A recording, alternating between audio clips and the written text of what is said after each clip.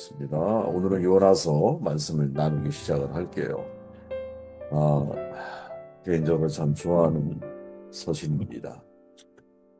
요나를 보면 저를 보는 것 같아서 그런 것 같아요. 1절 말씀을 읽고 나누면 시작을 할게요. 여호와의 말씀이 아미떼의 아들 요나에게 임하니라. 이르시되 너는 일어나 큰 성읍 니느웨로 가서 그것을 향하여 외치라. 그 악독이 내 앞에 상달되었음이니라 하시니라. 하나님의 자유에 붙잡히라 라는 제목으로 말씀을 나누도록 할게요. 요나서는 다른 예언서와 비교해 볼 때 특이성이 너무나 두드러지죠. 다른 예언서들에서는 주로 예언자들이 자기 백성 혹은 민족들에게 전한 메시지가 주된 내용인데 요나서는 예언자의 설교라고는 3장 4절에 보면 40일이 지나면 니느웨가 무너지리라. 이 한마디가 들어있어요. 너무나 웃기죠. 예언서에 사실 메시지는 한마디밖에 들어있지 않다. 그래서 보통 많은 사람들이 예언자 요나의 말이 아니라 예언자 요나에 관한 이야기가 아니겠느냐. 이렇게 성격을 규정하고 있습니다. 또한 요나서 이외에 요나가 등장하는 곳은 열왕기하 14장 25절에 보면 여로보암 2세 때 활동한 예언자로서 가드벨 출신의 아버지가 아미떼로 소개되고 있죠. 그 똑같아, 이름이. 그래서 동일 인물이 아닌가 하는 고민들을 많이 하죠. 근데 가만히 생각해 보면 여러 가지 이제 중간에 내용을 읽어보시면 돼요. 여러 가지를 미루어 놓고 볼 때 요나는 8세기의 역사적 요나와는 다른 인물임이 분명하죠. 정확한 저작 시기는 알 수가 없어요. 대략 BC 400년에서 200년 사이 어느 시기에 쓰여진 것이 아니겠느냐 이렇게 추측하고 있습니다. 요나서의 핵심 메시지가 뭘까? 전체적으로 큰 구도를 잡아보면 하나님의 자유와 요나의 자유가 맞서고 있죠. 저는 이게 굉장히 저에게 있어서 중요한 장면입니다. 왜? 제가 하나님의 자유를 인정하기까지 걸린 시간이 너무나 오래 걸렸거든요. 네. 왜 나의 삶을 하나님이 멋대로 이끌어 가시는 거지? 왜 내가 원치 않는 길로 나를 자꾸 데려가시는 거지? 물론 내가 원해서 우리의 부모의 지금의 부모에게서 태어난 거 아니죠. 알아요. 저도 알고 여러분도 다 알아요. 그런데 그 속에 숨어 있는 하나님의 자유. 야, 이걸 어떻게 내가 받아들여야 되는가? 유명한 신학자 칼 바르트가 하나님의 본질과 속성에 대해서 말할 때 사랑과 자유의 하나님이라고 표현하죠. 하나님은 사랑이며 동시에 자유입니다. 그 어떠한 것에 영향을 받지 않는 절대적인 자유이죠. 그죠? 성경을 우리가 읽어보면 하나님의 자유와 사랑은 동전의 양면과 같다는 사실을 깨닫게 돼요. 그죠? 하나님의 사랑도 하나님의 자유이고 그 자유 속에서 인간을 다스리시고 자유로 하나님이 인간을 통치하고 계시죠. 하나님은 아미띠 아들 요나에게 명령하기를 너는 일어나 그 저 큰 성읍 니느웨로 가서 그것을 향하여 외치라. 요나서 1장 2절에 이렇게 말씀하시죠. 이유가 뭐냐? 그들의 악독이 하나님께 상달되었기 때문이에요. 그죠? 하나님이 인간을 창조하신 이후에 지금까지 인간과 하나님과 바른 관계를 유지하기를 원하시는 선교에 관심을 가지고 계시죠. 최초 아담과 하와가 선악과를 따먹었을 때 아담아 내가 어디에 있느냐 아담 where are you 이렇게 물으셨어요. 그죠? 죄악이 만연했던 노아의 시대 하나님의 사람 노아를 시켜서 120년 동안 방주를 만들어 하나님의 관심이 지표가 되게 하셨어요.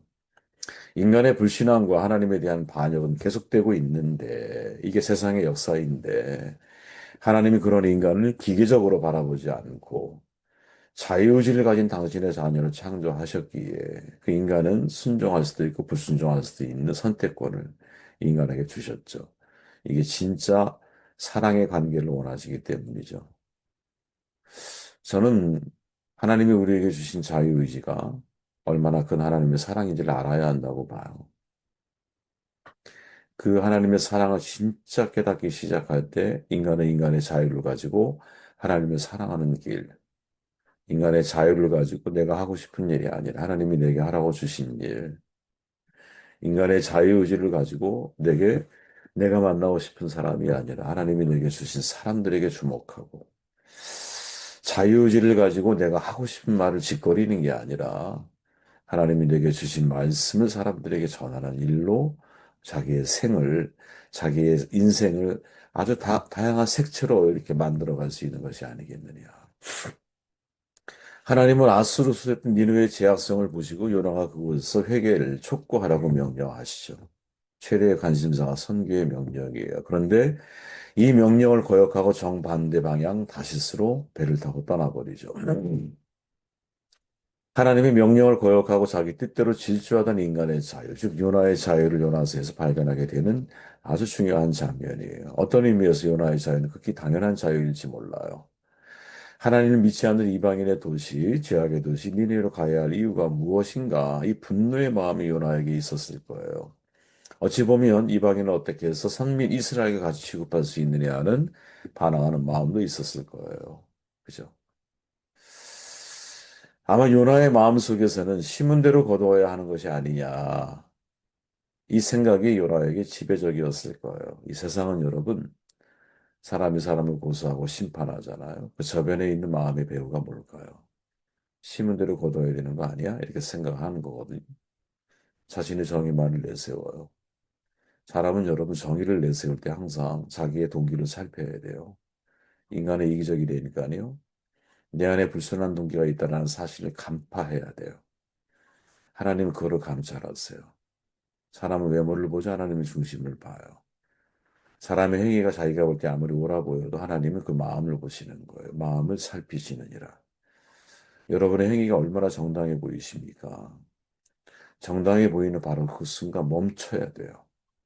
이걸 멈추지 못하면 인간은 정말 하나님 앞에 그릇된 다시스를 향해 걸어 나아갈 확률이 제가 볼 때 100%라고 봐요. 내 행위가 옳아 보일수록 그래서 내 행위가 옳아 보이기 때문에 정의로 누군가를 심판하고 싶은 마음이 들 때 그때 멈춰야 돼요. 그때 되게 진지해져야 돼요. 그거를 여러분 우리가 잘 이걸 통제를 하지 못하잖아. 그 인간은 자기 자신이 얼마나 교만해질 수 있는지를 깨닫지를 못해요. 멈춰야 돼요, 그냥. 멈추고 하나님 말씀을 붙들어야 돼요. 나는 심판자가 될 수 없다. 심판자가 되려고 하는 순간 하나님 위에 서는 거예요. 복수는 나의 몫이 아니에요. 하나님의 몫이에요. 하나님의 영역을 우리가 만들어 드리지 않으면 당신이 그 하나님의 영역을 차지하게 되어 있어요. 그 정도로 인간은 교만해요. 그걸 우리가 잘 간파하지 못할 뿐이야. 자, 드디어 요나가 하나님의 명령에 대한 도전적인 태도를 보이죠. 정반대 다시스를 가는 배 타고 삭슬집을 하고 미치게 내려가 잠을 자. 그때 하나님이 광풍을 일으키시죠. 정반대. 이게 바로 우리의 모습이 아니겠냐. 하나님이 우리에게 원하는 길을 우리가 알지만 나는 내가 가고 싶은 길을 선택을 해서 저 배 밑바닥에 내려가서 잠을 자고 살아가는 인간의 모습. 이게 세상의 모습이고 이게 나의 모습은 아닌가. 과연 우리는 정말 하나님이 내게 명령하신 일에 얼마나 깨어 있느냐, 얼마나 민감하게 반응하느냐. 제가 여러분 수도 없이 저와 여러분들에게, 저는 저에게 다짐하듯이, 여러분들에게는 권면하듯이 수도 없이 말씀드리는 게 그게 뭘까요? 하나님이 내게 하라고 주신 일을 해야 합니다. 이렇게 말씀드리잖아요. 그런데 여러분, 듣기에는 좋아. 근데 여러분들이 여러분들의 생업에 돌아가셨을 때 과연 진짜 하나님이 내게 하라고 주신 일을 찾기 위해서 노력을 하고 있는가요? 잘 안 되죠. 목사도 잘 안 되는데 얼마나 그게 힘들겠어요. 그죠? 자기 뜻을 앞세우며 살아가는 요나, 자기 선택을 앞세우며 살아가는 요나. 그러다 보니 하나님이 원하시는 방향과는 정반대의 인생을 살아가고 있는 요나. 이게 우리가 주목해야 할 본문에 들어가기 전에 하나님의 자유와 요나의 자유에서 발견되어지는 무서운 모습인 거죠. 우리는 끊임없이 하나님의 말씀을 듣지만 말씀을 소유한 사람과 말씀에 소유된 사람은 다른 거예요. 내가 하나님의 자유 속에서 내게 주어진 인생을 살아가지만 나의 자유를 가지고 하나님의 자유를 선택하는 사람은 많지가 않아요. 많은 것 같죠? 그렇지 않아요, 여러분. 누구를 보기 전에 우리 자신이 과연 그런 삶을 살아가고 있느냐. 하나님이 여호와께서 대풍을 바다 위에 내리신다. 1장 4절에 말씀하죠. 히브리 원문으로 해틸이에요. 큰 바람은 세게 던졌다. 총알처럼 발사했다. 이런 말이거든요. 네. 갑자기 하나님의 자유가 발동을 해요. 하나님의 자유죠. 그죠? 그 자유 앞에 또다시 그 배에 타고 있는 사람들은 선택을 해야만 해. 그죠? 그 하나님의 자유가 발동되었을 때 선원들은 이걸 해결하기 위해서 난리가 났어요. 사람들을 끼어다니면서 뭐라고? 니들이 믿는 신께 기도해라. 예, 왜 살아야 되니까. 그러다 요나를 만나요. 자는 자여 어찌미뇨 일어나서 내 하나님께 구하라. 혹시 하나님이 우리를 생각하서 망하지 않게 하시리라. 저는 여기에서 여러분 되게 중요한 것을 목격하게 되죠. 네. 하나님의 자유가 발동하기 시작할 때 그 자유에 순종하지 않는 요나의 자유의 선택의 모습을 놓고 보면 그 요나를 설복, 하나님의 설복이라고 표현하는 게 맞아요. 설득해서 복종시키는 하나님의 방식이시거든요. 그 하나님의 자유에 순종하지 못했을 때 주변 사람들이 힘들어질 수 있다는 거죠. 그 배에 탄 모든 사람들이 죽음의 위기에 직면하게 되잖아. 예를 들어 아버지의 불순종이 가족 전체를 위험한 상황에 직면하게 만들 수 있겠죠. 그죠? 어머니의 불순종이 가족 전체를 위험하게 만들 수도 있겠구나. 혹시 나의 불순종으로 인하여 나의 가족이 어려운 상황에 직면한 것은 아닌가? 나의 공동체가 어려운 상황에 직면한 것은 아닌가? 이런 신앙의 연대 의식이 우리에게 얼마나 중요한 문제이겠어요. 그죠? 이런 눈이 열려야 된다고 보거든요. 그러니까 예를 들어서 내가 함께 살아가고 있는 삶의 자리에서 나의 가정, 나의 어떤 주변 이런 상황들이 어려운 상황에 직면했을 때는 내가 혹시 하나님이 나에게 행하기 원하시는 자유 앞에 내가 정반대의 삶을 살아가고 있지는 않은가? 이런 질문을 던져야 중요한 타이밍일 수 있죠. 그렇죠? 저는 하나님의 자유를 떠나 인간의 선택은 인간의 타락을 향해 가게 될 수밖에 없다. 이렇게 생각을 해요. 제가 저를 보니까 그래요. 하나님의 자유를 인정하는 것은 너무 어려워요. 어제도 잠시 제가 그런 고백을 했지만, 이제 남자가 네 명에서 저 혼자만 남게 되었을 때, 그 매 순간마다 제가 외쳤던 고백은 그거였어요. 하나님, 하필 나에게 이런 일이. 그리고 사랑하는 사람들을 데려가셨을 때에 내 안에서 꿈틀을 대는 하나님에 대한 반항심, 하나님의 자유를 인정하고 싶지 않은 이런 절규어린 마음, 그게 제 안에 존재했어요. 그게 저로 하여금 끊임없이 어디로 하나님을 피해 도망가는 삶이었어요. 저는 지금도 돌아보면, 야, 진짜 하나님 없는 곳에서 하나님 없이 인생을 살고 싶은 마음. 하나님이 싫었으니까. 그게 저의 삶이었던 것 같아요. 젊은 날에. 끊임없이 도망가고, 끊임없이 다시스를 향해 하는 배를 타고, 끊임없이 배 밑바닥에 내려가고, 주변의 상황이 어려워져도 끊임없이 외면하고, 아무 일도 없었던 것처럼, 나와 상관이 없는 것처럼. 이걸 상담이나 심리학에서는 도피, 회피라고 말할 수 있겠죠. 근데 단순히 그런 한 단어로 표현되어질 수 있는 게 아니야. 그냥 단순한 회피가 아니야. 그냥 하나님의 명령이 싫고 하나님 말씀이 싫어서 도피하는 거예요. 진짜 하나님에 대한 거부감이죠.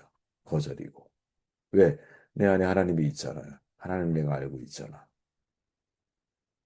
우리에게 이런 인생을 살아가게 되는 때가 있다라는 거죠. 그런데 이때 우리가 선택해야 할 게 뭐냐? 하나님의 자유에 붙잡혀야 돼요. 하나님의 자유에 붙잡혀야, 그죠? 그때 구원받는 자녀가 되는 거예요. 나를 들어 바다에 던지라. 그리하면 바다가 너희를 위하여 잔잔하리라. 너희가 이 큰 폭풍을 만난 것이 나의 연고인 줄 내가 아노라. 나를 바다에 던져라. 와, 진짜 놀라운 고백이죠. 그죠? 우리가 이런 사람이 되기를 바랍니다. 나를 바다에 던지라. 네. 하나님의 자유에 나의 인생을 맡기는 거죠. 하나님의 자유에. 그래야 하나님이 나를 하나님이 원하는 삶의 자리로 이끌어 가실 거 아니에요. 어제 와주셔서 너무 감사하고, 어제 저는 어,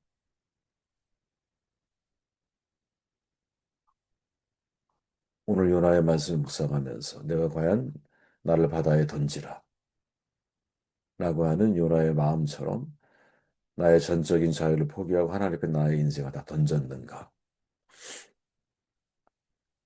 아직도 뭔가 좀 이렇게, 뭐랄까요?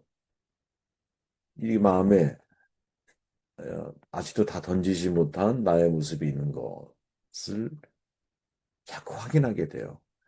그런데 왜 하나님이 저에게 너무나 무거운 직책을 왜 그 어려운 7개월의 싸움 과정 속에서도 하나님께서 제게 주셨던 마음 그대로, 그죠? 제가 4년 전에 하나님이 제게 주신 사인 그대로 이 자리를 하나님이 인도해 오셨습니다. 저는 완벽하지 않는데, 준비된 것 같지 않은데, 너무나 부족한데, 그런 생각을 하면서, 그럼에도 불구하고, 내가 나를 판단하면 안 된다. 바울이 말하죠. 나도 나를 판단하지 않는다. 이유는 내가 나를 판단하려고 하는 그 순간, 내 능력을 의지해서 인생을 살아가는 사람이 될 거예요. 그러면 안 돼요. 하나님께 맡겨야 됩니다. 하나님, 부족한 모습 그대로 하나님이 사용해 주십시오. 나를 바다에 던져라. 이게 저와 여러분들의 한 주간의 묵상의 내용이 되시기를 주여 축원합니다.